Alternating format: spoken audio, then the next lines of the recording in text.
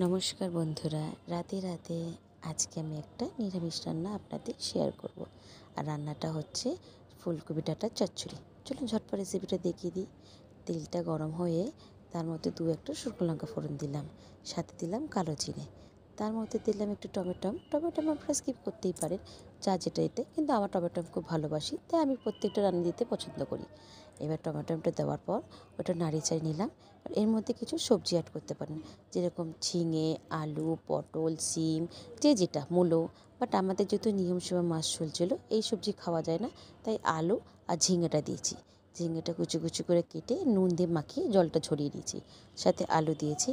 দিয়ে ভালো করে এগুলো বেশি করে দিতে হবে, আপনারা যে যেরকম সবজি দিতে পারেন, দিয়ে দেখবেন ভালো লাগে। যত সবজি হবে তত খেতে ভালো লাগবে। দিয়ে ওটা নাড়িয়ে নিলাম।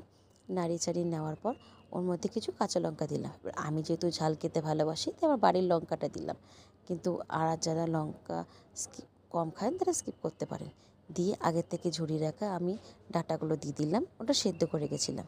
সাথে তার মধ্যে একটু হলুদ দিয়ে দিলাম, সাথে দিলাম একটু ফ্লেভার স্বাদ অনুযায়ী নুন। এবার নুনটা আপনারা স্বাদ অনুযায়ী দেবেন, যার যেটা ওটা। আমি একটু বেশি খাই বলে তাই একটু বেশি দিলাম।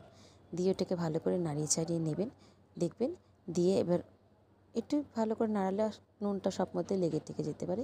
দিয়ে ওটা ঢাকা দিয়ে রাখলাম। দিয়ে দেখুন 2 মিনিট পর ঢাকা দেওয়ার পর অনেকটা সেদ্ধ হয়ে এসেছে। ওইটাকে আবার একটু নাড়িয়ে নিলাম।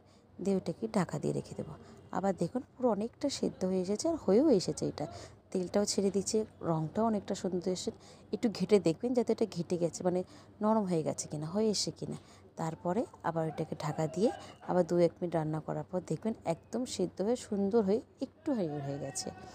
আর স্বাদ অনুযায়ী এটা আপনারা চিনিও দিতে পারেন, বাট আমি যেহেতু মিষ্টি খাই না দেখে, তাই আমি একটুখানি চিনি দিইনি। চিনি আপনারা দিতেই পারেন, কিন্তু হ্যাঁ, অবশ্যই ভাজা মশলাটা দেবেন, খেতে খুব ভালো থাকে। আর সাথে ঘিটা দেবেন, কিন্তু ঘিটা হাতের সামনে ছিল না বলে আমি দিতে পারিনি। এটা দিয়ে দেখবেন।